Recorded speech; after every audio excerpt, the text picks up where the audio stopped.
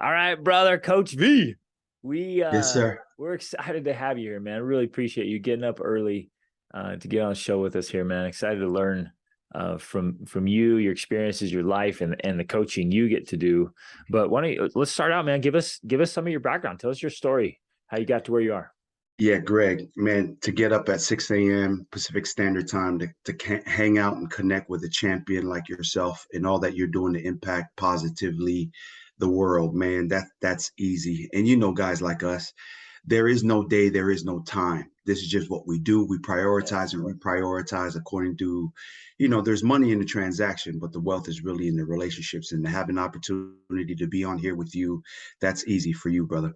So, Amen. uh, so thank you so much, Greg, and thank you so much for having me. Really, really pleased. I do a lot of these, uh, but this is one that I was particularly very interested in because of the pedigree and really what you have accomplished and how you live your life, and just not how you do business. So really, this is just really a big deal for me to be able to be on here featured and be on here with you. My name is Viliami. I am the oldest of my That was father and awesome right there. Just gotta say, mother. that was amazing. Yeah, Okay. a lot of vowels. Can I buy a vowel, please? On the Wheel of Fortune. And I'm the oldest of the six children of my mother and my father, Simisi Big Tuivai, family. yeah, and Mele Tuivai. And I'm the fourth oldest, including my dad's first children. So he had three, and there's nine of us total. And my mother is Netatua Tuivai. She's a Tapa Alava. We come from the island of Tonga, immigrated here at 4 years old as a really wealthy and established Tongan family, coming here to the States in 1979. Nice. My parents decided to stay, so we filed for immigration status. We had to overstay, but the immigration gave us a pathway to become what it is that we are, which is part of our American dream, is going from an illegal immigrant to a resident alien. And as of 2010, my parents and I are all American citizens, which is huge for us. And a huge part of the definition of how I define myself, because a lot of Tongans, we don't see eye to eye in terms of my title, in terms of ethnicity or race. They see themselves as Tongan American. I really do see myself as an American that comes from the island of Tonga. So I really distinguish myself that way because there's no other place in the world where you can wake up one day and go, hey, I want to be a Division I football coach, and then take the pathway to do that, not know how to speak English when I first got here, and be able to become and do and achieve what it is that I wanted in life, leadership, and business, other than the United States of America. I woke up one day and I was no longer good with being just a football coach and empowering 110, 115 student athletes, that I wanted to empower the world. And I felt like that was God's anointing, which was a huge burden for me. Yeah. Because at first I was going, who, me? Brilliant, gorgeous, talented, famous, empowering other people, traveling the world, empowering, coaching Fortune 1,500 and 100 companies. It was really just an audacious moment for me when I transferred and shifted my mindset, my emotional intelligence, my performance perspective, and how it is that I communicated into the marketplace and defined to myself, like, this is who I am, what I want to be. Yes. So I've been doing that since 2011. Very fortunate to be a part of a UC Davis program where I was a 23-year-old walk on. Absolutely changed my life. I was the oldest guy in the locker room as a sophomore. Walked on at UC Davis, Division II UC Davis football. Became a Amazing. starter. Yeah, became a starter, brother. And with all of all of the negatives, self-doubt, self-sabotage, subscribing to haters, mistakes, lying, cheating, stealing, and all the negatives that I have been in my past, really is God's unmerited and undeserved favor that got me to UC Davis, where I was able to now take what it is that fundamentally my parents taught me all the time. I went to church. I was a church goer. I know scripture like nothing else. I know scripture like nothing else, but I never applied it to my life and my choices. And that place, come The on, Greg, gap, you know right? what The I'm gap saying? between what you know and what you And what do. you do, I mean, Yes. that's a totally different deal, right? And as you feature things in terms of, what works and what doesn't work.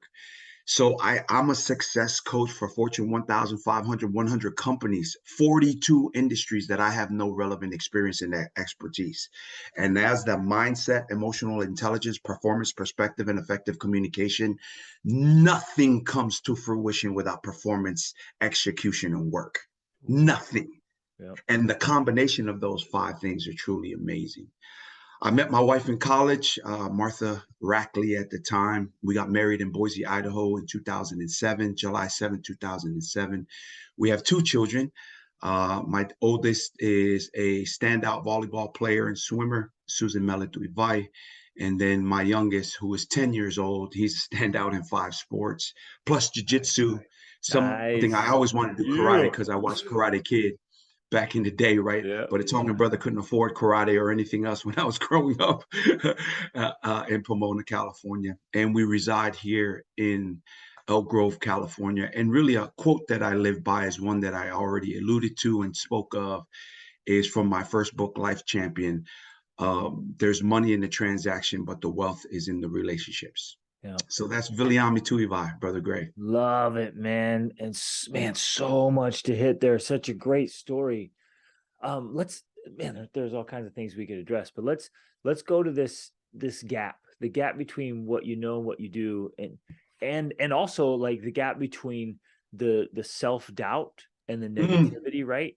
And then performance, man. And how do you, let's talk about those elements of bridging the gap, because you and I have both been there, right?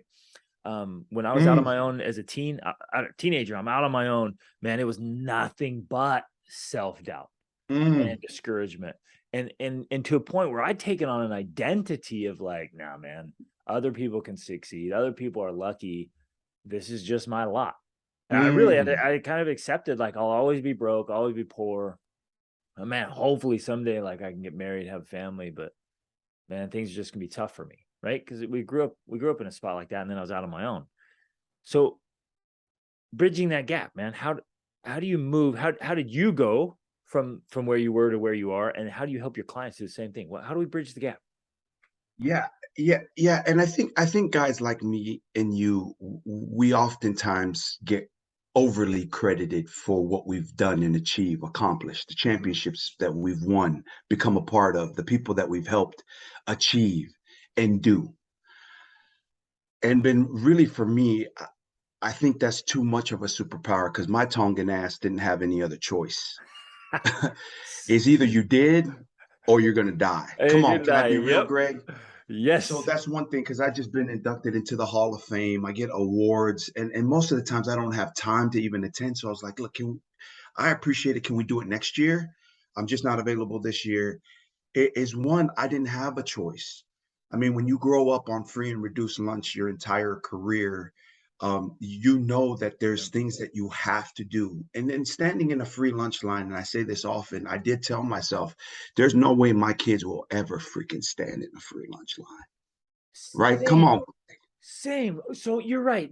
And yeah, in Spanish they call it a la fuerza. It's like you're forced to do something. It's like you have no other options. Like Yeah. you conquer or perish. But I Yeah. remember having the same thing. I'm like, I'm going through this stuff. Things are going to be hard. But if and when I have kids, man, they will not experience what Yeah. I've experienced. So part of that is bridging the gap, right? And there's the who, what, where, when, how, and why. People talk about why, purpose, and all that all the time. And this is not for everything, but to me, I have met thousands of people that know their why, but still won't do shit, right? So I get all that. But what I'm saying is, it's like it's the who. How you bridge the gap is understanding and being good that the who is you, the who you might be connected to, and the who is watching you and needing you. I think that's a powerful force for me in terms of bridging the gap, going from a guy who was a college dropout to now just paying my own way. I mean, UC Davis now gives out scholarships. Back in 99, 2000, 2001, when I was on the football team, Pell Grant was my scholarship. I was a Pell Grant guy, so I didn't have to pay much but a parking, right? Come on, Greg. And so really that's one of the main things it is that I help my clients, and then also for me that I've been able to experience, not watch on some YouTube video, not just, become a certified coach in something. And I'm not knocking that, but that's not where my teachings and what I'm talking about comes from. It's from failing, being a deadbeat, being freaking lazy. Like I said, taking shortcuts, not being about excellence. It is all those things, and finally going, when am I going to do for me what it is that I expect others to help me with? Be accountable for my own life Cool. and do the things that'll help me become who it is that I say and think I want to be. Then it's like, man, I'm a child of God. And now I cuss more than most Christians do, right? So some folks will hear me and be like, hey, Like, you sure you're a you're Christian? not so Christian. Yeah, but they'll see what I do and they're like, V, hey man, I'm all good with you cussing. The way you rock, the way you help people in your community, put on free camps and clinics for thousands of kids a year. Look at my actions. Okay, that's my one vice. Ooh, I cuss a lot, right? But and then I look at, because if he's for me, who can be against me? If beautiful. I am for me, who can be against me? Who do I really need? I will attract the right people and not have to chase people if I am good with who I am and good with whose I am. And then lastly, as I talked about, is my wife and my children, whatever it is that's for them, the experiences that they want, that's the who. So I get the why and purpose is something that's vital and important, but I would always start with bridging the gap with people saying, hey, I believe in me, what I believe will be. Respect all and to fear nothing. I will not be bullied and the bully will not be me. I believe in me and what I believe will be. Now that's secondary to my faith, right? Because he is the mighty God Yeah. who came out on nothing and said, let there be something, and it became whatever he said because he's sovereign. He's absolutely in control, omnipotent, all-knowing, not guessing, not wondering, not figuring. God already knows the end before the beginning, the answer before the question, the sum total before we figure out the equation, because he is God. So when I am connected to my God, and I am connected to who it is that I am, then now what it is that I want to achieve and be effective and efficient in the achievement now starts being attracted and starts chasing me Exactly. It starts because of coming what I in. do. Come on, Greg. Yes. And you Come become on. this creative force that God intended us to be. And I really want to emphasize something you said there was so significant. I wholeheartedly believe that God is constantly conspiring in our favor, Yes, sir. but we often are not conspiring in our own favor. Yes. And you hit that, right? You have to, like, I have to believe in me, and I have to, like, I got to put in my part too, right? Yes, And sir. so he's Yes, sir. trying to open the doorway, and how often are we just rolling along in self-sabotage? Yes. We're Yes. just creating our own stumbling blocks when he's trying to clear a path for us. Yes, sir. And these things happen, right, Greg? Not because you and I say so. This is how life, leadership, and business works. We just convey it in such a way that attracts people to now search out our knowledge, right? But I love what you're saying, and I do believe it, and that's why we're connected here. And it's even more so connected here. And here's the fourth who that's very powerful. Because if serving is below you, leadership, high performance, and high success is above you too. So yes, it's about you. But once you figure out who you are, when you shift that mindset and that focus to now prioritizing for no real self benefit for yourself, helping other people, that's another part of that who equation that has been dramatic in my life. I wanted to be a millionaire, then start my nonprofit. I was praying to God, God, please help me become a millionaire so I can do all these free programs for kids. Doesn't work like that. Yeah, I didn't get a gig for 9 months. And then I said, okay, my bad, my Yeah, bad, my I bad. got this backwards. My fault, my fault. I'm going to go start this nonprofit and I'm not going to worry about the money.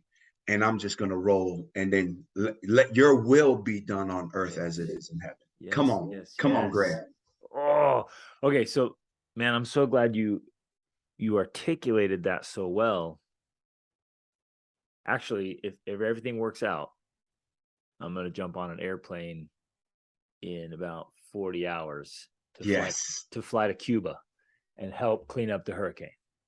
Oh my goodness. Because they're like me. Again, you and I before recording, we're talking about adventure. One of my Adventure, baby. favorite things in the world is adventure, like this humanitarian work and helping people that need the help right now, right? But you're Right. right. And we founded years and years ago, we founded a nonprofit in Guatemala as well. Same thing. And it's like, I don't know how to fund this. I don't know how to figure this out, That's but right. I do That's know right. I have to help. That's right. Yes, sir. And the irony of that is, you build what's called the V formation, right? And in nature, it's the most effective and efficient traveling formation Right. where when a group of migratory birds traveling in a formation helping each other Yep. increase their range by 71%. What an irony that you need to focus Woo. on you, but by helping others, you increase your range, your effectiveness, your efficiency for Yes. achieving your own goals by working together collaboratively. Now, that's a Yes. hard concept for many people to leave and to believe. And then also that there comes a point at the highest level of CEOs and the folks that I'm so fortunate to work with that pay thousands of dollars an hour just for time with me, right? Is that to get to your next level is no longer can you just focus on you. It's by mentoring others and giving them the wisdom it is that you have learned through experience to now help empower other people.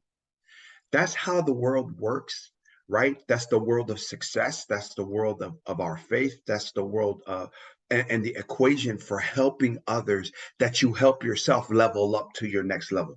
There is a there's a ceiling, but when you continue to help others, there's never a ceiling, and that legacy is eternal. That's Yes. what I think. Oh, I love that. And you're right. Those higher levels. I'm trying to articulate this right. Like those higher levels perhaps cannot be reached until we're Yes, sir. lifting and building and serving Yes, and sir. giving. So I got a question for you, brother, because earlier you talked about getting the results, Hmm. right? Because results don't lie. Yes, sir. We've got to make those changes, got to get those accomplishments, and we have to lift and build. Do those happen simultaneously? Again, I'm just thinking out loud here. Did that happen simultaneously where you're serving, lifting, and building and getting results? Or do you need to focus on getting some results first and then lift and build? Just kind of a philosophical question here. Yeah, I think and so. Just in my experience, are the opportunities that are before you in the present day. It becomes a progression for building both your success and your community impact and legacy.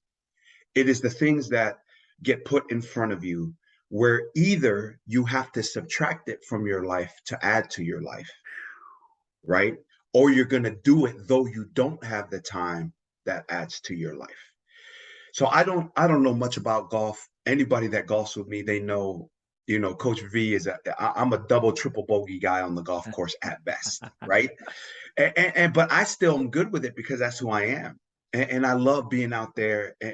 And so now though, to achieve, there has to be some exact want knowledge.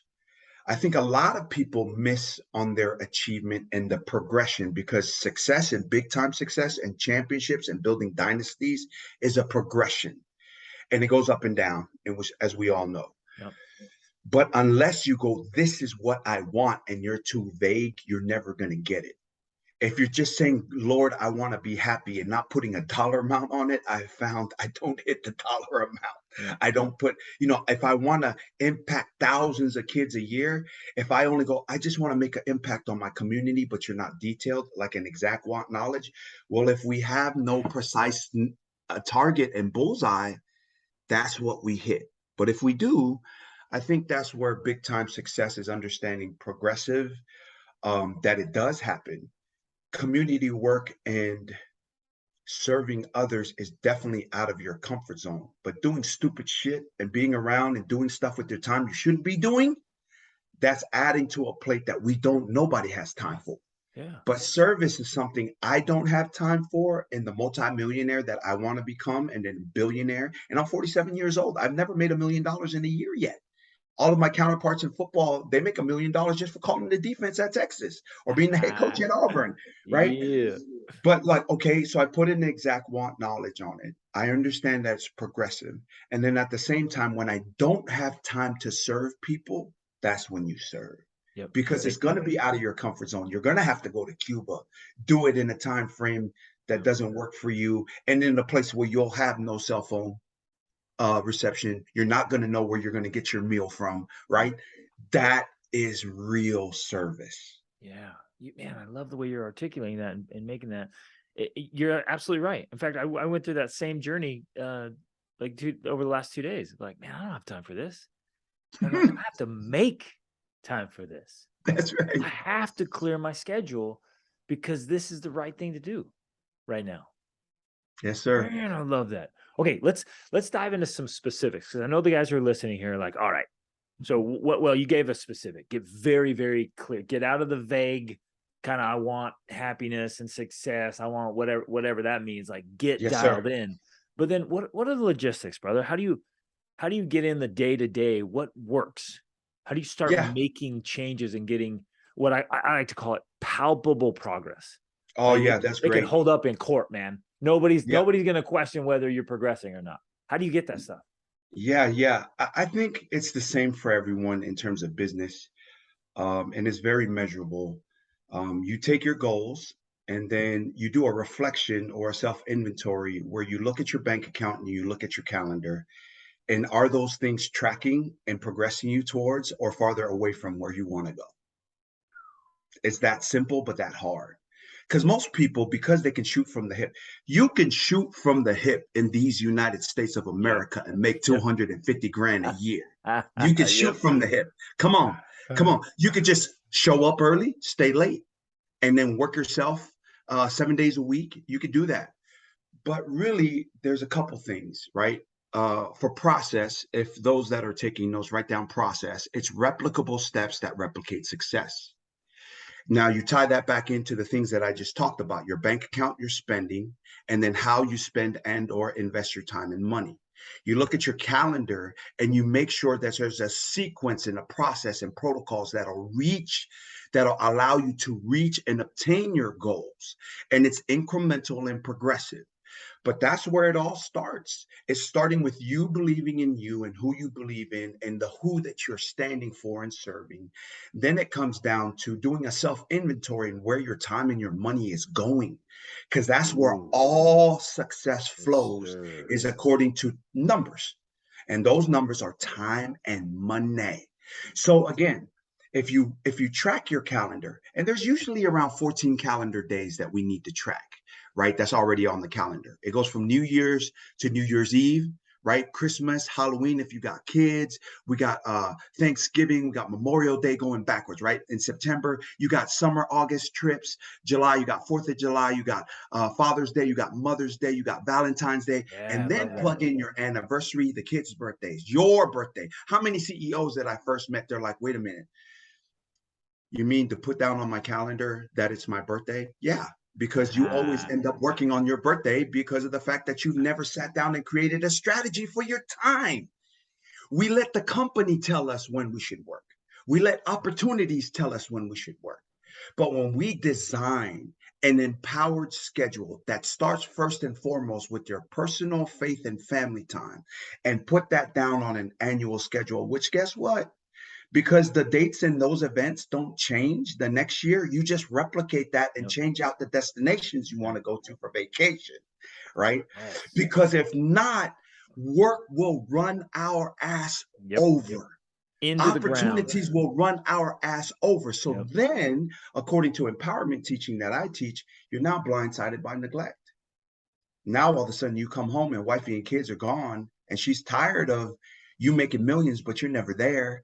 Or if she's the one making millions and then the husband is leaving because of the same thing, because of the fact that you feel like you're around and providing, but you're not present. So if there's two things I would love people to consider is first and foremost, the framework that I talked about. Mindset, emotional intelligence, performance, perspective, and effective communication. Anybody who operates on those 5 levels on a high level succeed at everything. Look it up. Take a look. and it'll tell you the same thing. And then now, if you look at your money and your calendar and how you budget and or forecast and execute a strategy that's down on paper, not freaking shooting from the hip. Yes. Everything we want to do, become, and achieve is achievable, absolutely achievable by anybody. But here's the main catch. The effectiveness and efficiency in the succeeding will happen whether you get coached by you, me, or anybody who teaches that concept and called organizing, becoming a professional, and stop freaking wasting time and money. Yes. But that's only part of it, because success is attainable by anyone. What's not attainable is now translating that success into joy, peace, happiness, fulfillment, love, and family time. Let me say that again. What is not normal is having the awareness now to translate that success, that cheddar, that clout, that influence, the ability to reach people and translate that into joy, peace, happiness, fulfillment, love, and family time. Yes. And that's where my business has really blown up, because that's how I approach it, Brother Greg. Yep. Yep. And that's what it's all about. That's the juice. That's what I call the juice. Yeah. Right. I love it. It's squeezing the juice out of life, right? And Yes, getting sir. that. That's why we do what we do. But you're right. It doesn't always translate. Even when we start achieving, start accomplishing, and like, I'm hitting all the stuff. What's wrong? You got to translate into this feeling of just energy and vitality. Yes, sir. And pure joy to be alive, where your alarm clock is an opportunity clock. That's right. And you wake up every day excited to be alive. Man, I love what you're saying there. And it's worth just driving that as you were. You did so well. Again and again, is just saying, look, does your calendar reflect your goals, your targets, your dreams? And That's right. And far too often it does not. There's like this crazy incongruence. That's right. You keep, there's no alignment there. You keep missing. They're like, well, show me your calendar, because that's showing you where you're going. And a lot of you, like you pointed out so well, you're just going on default, man. You're That's just right. rolling along, letting other people dictate what you do, and you're just not being strategic enough. Brother Greg, you said two words that are powerful within empowerment to success in terms of how I teach it, I approach it, I've lived it and experienced it. Well, most people call work-life balance is really just priority and shifting priorities. Yep. The balance that's a 50-50 is a myth. Yep. Right? It's just like, you got to work. You got to do certain things. Even when you're retired, there's still things you need to do around the house. She's getting the laundry done and the freaking groceries done in a week. That's one of my hardest challenges. Come on, can I talk some real talk? Let alone the other stuff that we don't shoot from the hip from, right? But you said the two words, you're not feeling work-life imbalance. What you're feeling is an incongruence and a misalignment in terms of your life trajectory and how you live your day every day. That's the main feeling, is something, who you believe in and what you believe is nudging you that this is not aligned and congruent with you were created to be, or who you choose to be, one or the other, whatever you believe, right? And then when the choices do not reflect that, we pay the consequences. When our decisions that determine destiny do not reflect a calendar with now execution and performance into that calendar, what we feel now is misalignment and incongruence. So that's huge in terms of personal development, and in the personal development space is congruence and alignment. And if you're missing that, now, if you're missing that in the 7 alls that I coach, teach, and train: personally, personal, familial, spiritual, professional, financial, relational, and mental, you're really going to get messed up, because now that's the hard part. It's just not work-life balance. It's work-life balance within those 7 phases and components that I teach create the human experience. Mm-hmm. Yeah. And it's taking the whole man. That's right. Every bit of it, right? It's this whole, I like to call it holistic optimization, is literally what you're describing. It's just optimizing every part of who you are as a human being, but as the best version of yourself That's right. which I believe is your real self. That's the real self. Yes, sir. And the whole man deal, when you brought that up, upon just us reaching out to each other to get on the show, I mean, like, what are we gonna do? I mean, people always goes, man, don't half-ass it. Yeah, whole ass it. Yeah, You got a exactly. whole ass it. Like, I know that sounds weird, especially for most Christians watching this deal, right?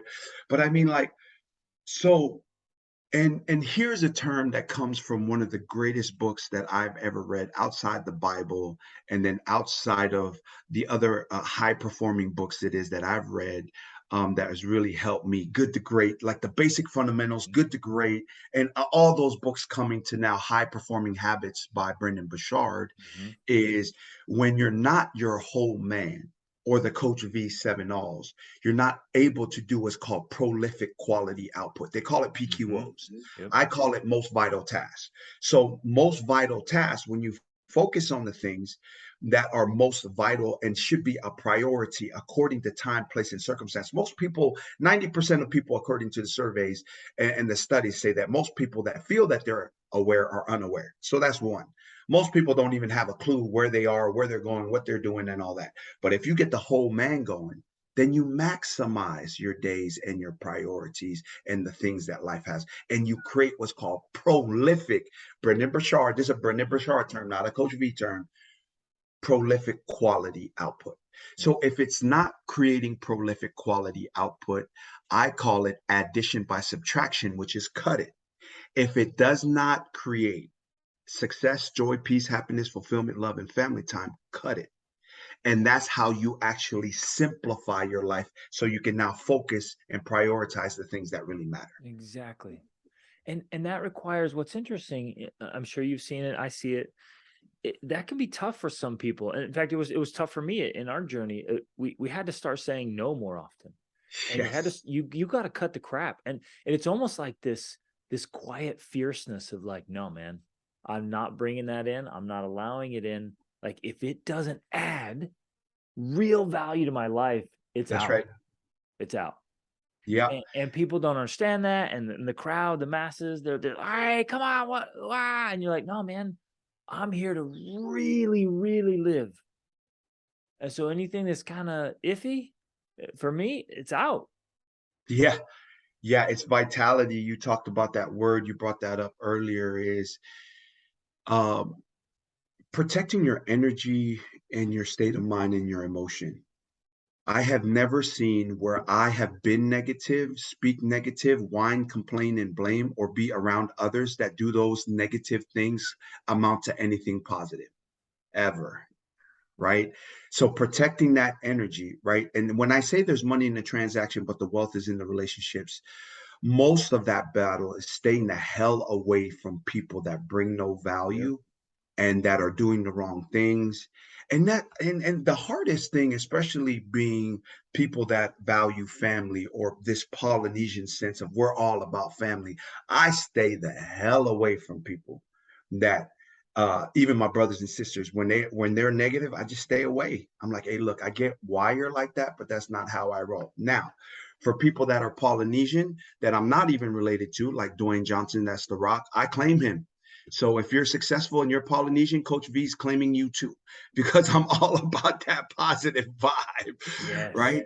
And that's how Polynesia is. But I think that's how any human ethnicity is that they value family, but you also have to have an awareness to go, this is not good for me or them, and stay away and steer clear. Yeah, I'm not going to participate. Yes, sir. It's like Wayne Dyer used to talk about. He's like, look, man, I'm not participating in tribal events anymore. You guys keep Mm. inviting me. If there's some negativity there, like, no thanks. I'm out. Yes, sir. Yes, Ah, sir. beautiful.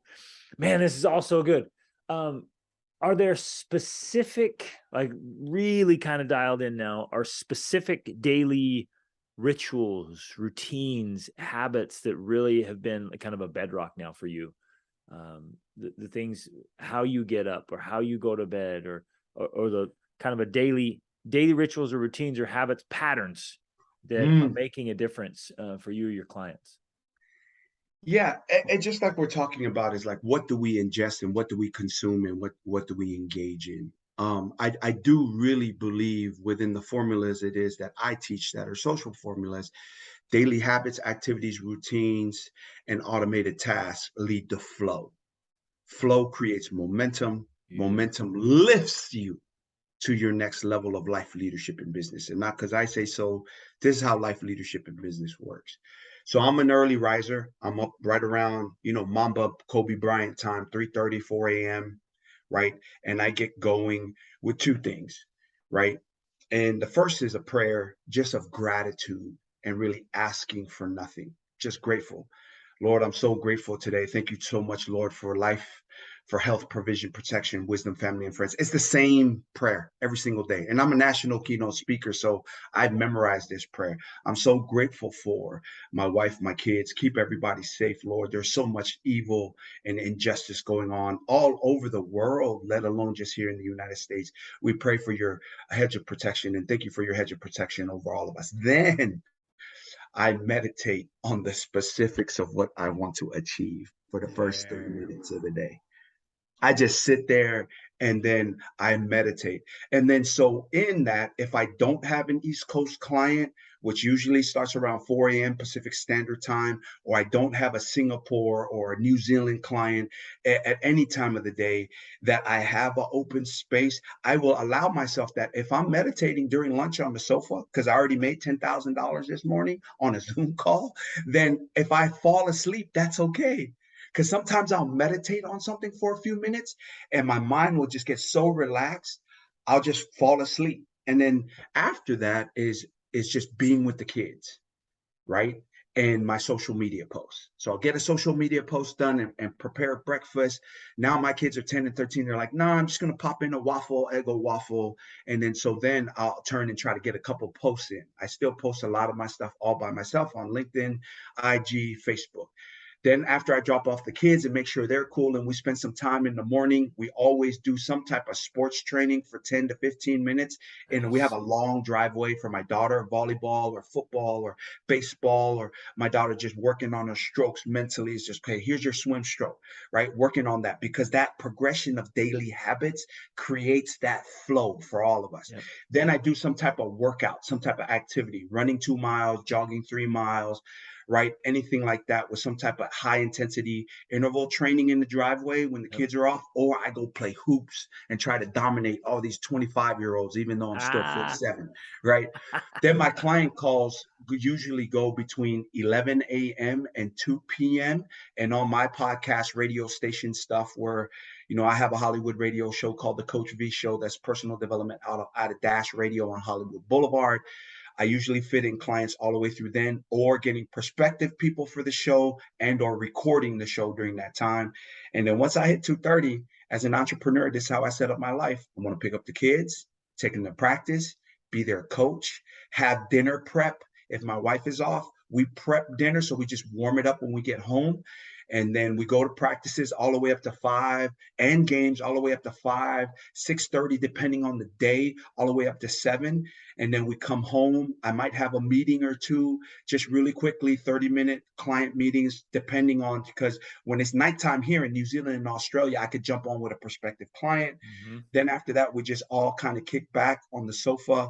My son and daughter do a 30-minute reading period in the evening. Then we get together as family. Now, when I'm driving the kids to school every morning, they do three things. They do a prayer, the I Believe in Me poem that I just spoke on this podcast, Nice. and then they do John 3:16, right? So those are the things that have created tremendous flow. And from 11 to 1 to 2 p.m., it's calendar, clients, making money, acquisition of new clients, new opportunities, and that has created tremendous flow. Saturdays and Sundays, I used to work, but now I'm either coaching the kids, we're traveling somewhere. We do 3 big vacations a year.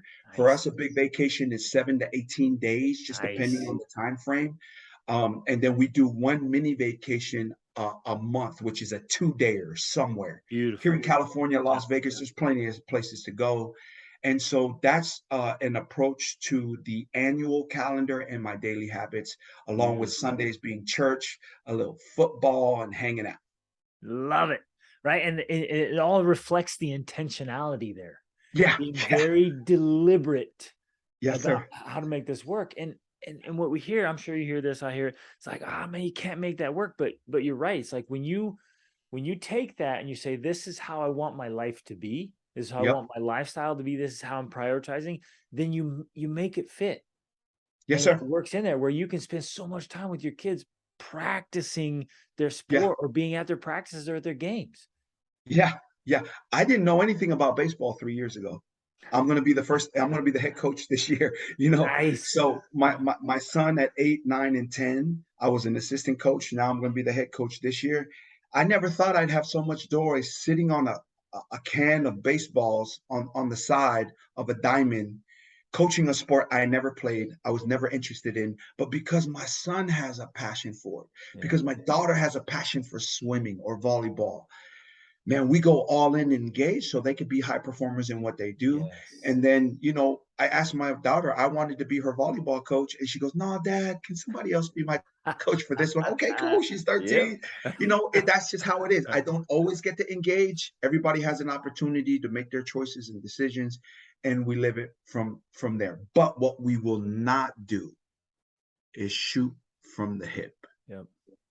I know it's hard to design that, but it's easier to pivot and make an audible when you have stuff down on the calendar than it is to just shoot from the hip and then you go and call an audible and you're supposed to be on a call at 6 a.m.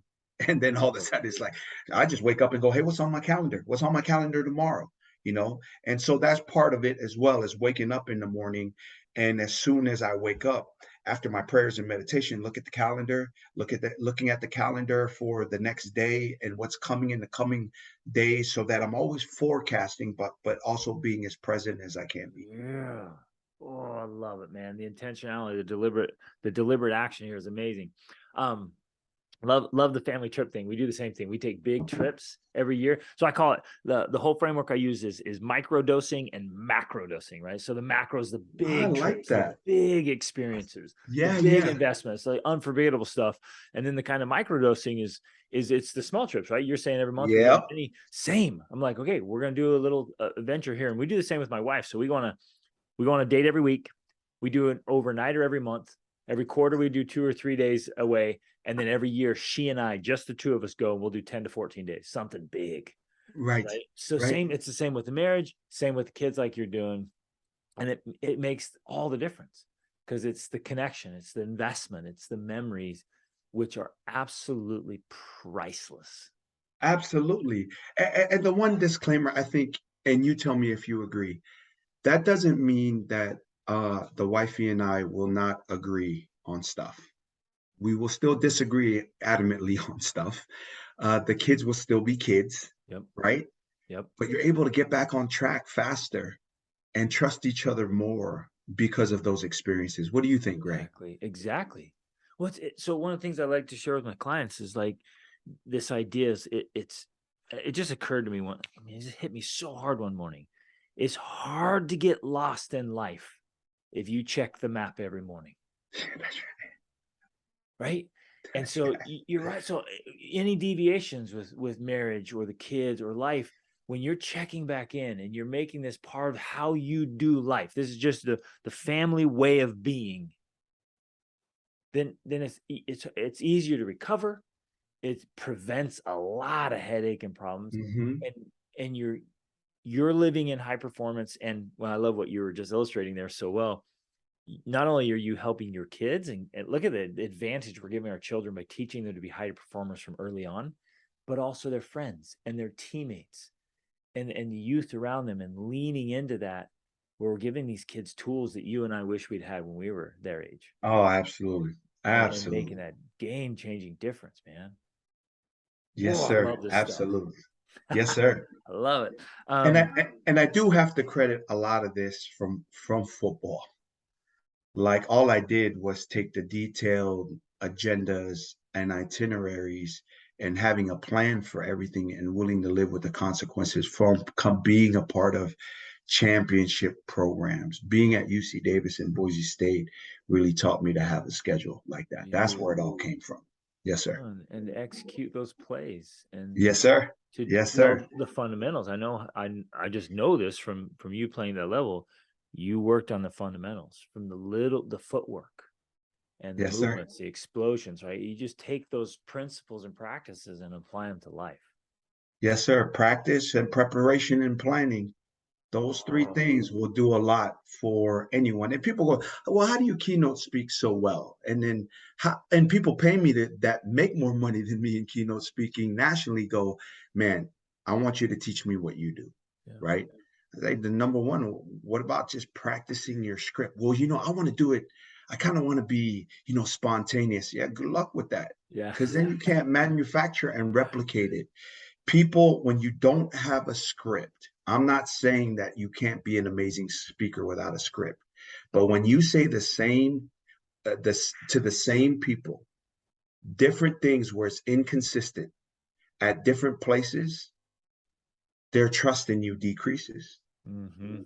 So let me say that again. So you have to be able to say the same thing fundamentally to different people at different locations that's going to come out and hear you speak. Yeah, And when there's an inconsistency in your messaging and how you say it, then they're going to realize you're not professional and you're you shooting from lose the hip. trust. That's Yeah. all. Yeah, yeah. Oh, that's good. It's interesting that circles back to the same principle on the drive with your kids. You're having them quote scripture. And we Yep. have what we call it's our family philosophy journal. And in this journal, we've got quotes, poems, and scriptures that we all repeat in our morning devotionals. When we're sitting down to breakfast, we're all repeating. We're all going through them and drill. And the kids can add to it. We add to it. It's like the most important stuff, the things we want to live by. We want deeply ingrained in our conscious and subconscious mind. And even the littles, right? The really littles, they're sitting there, they're not paying attention to anything. But a few weeks later, they can quote it word for word. That's Right. right. And we're getting these ideas That's right. into their lives, into their hearts, into their souls. And then it shapes who we become and how we live life. That's right.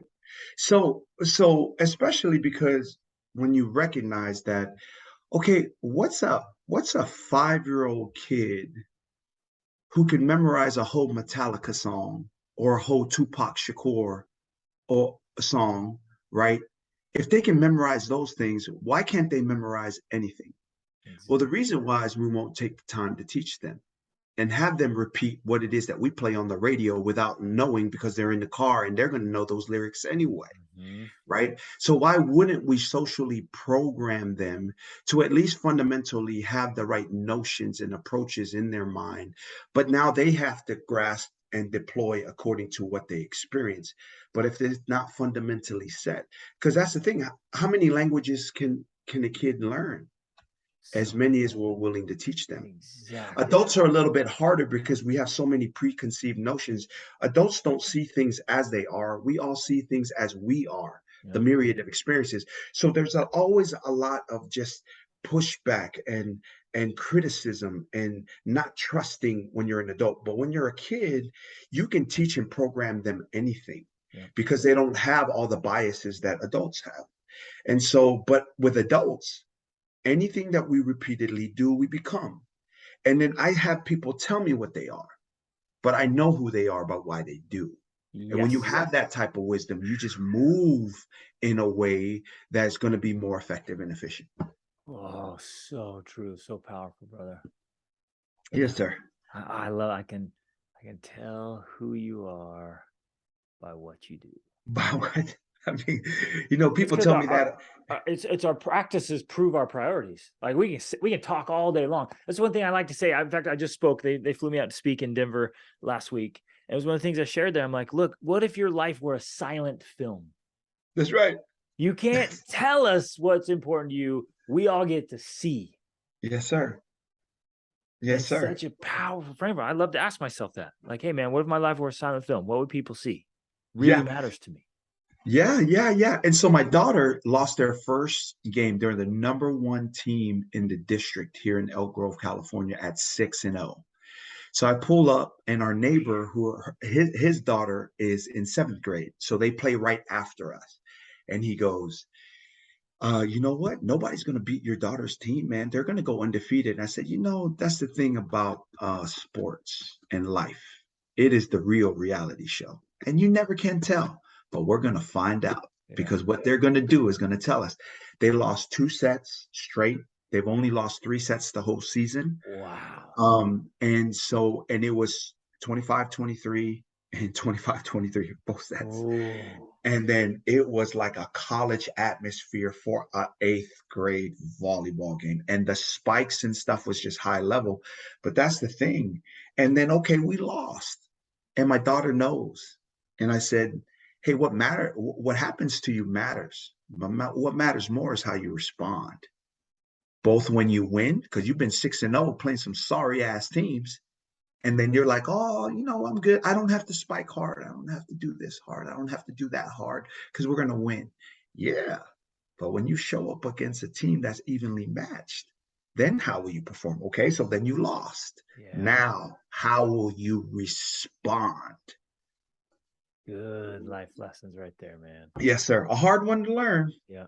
Even for me as a parent, but that's how it works. Oh, I love this stuff.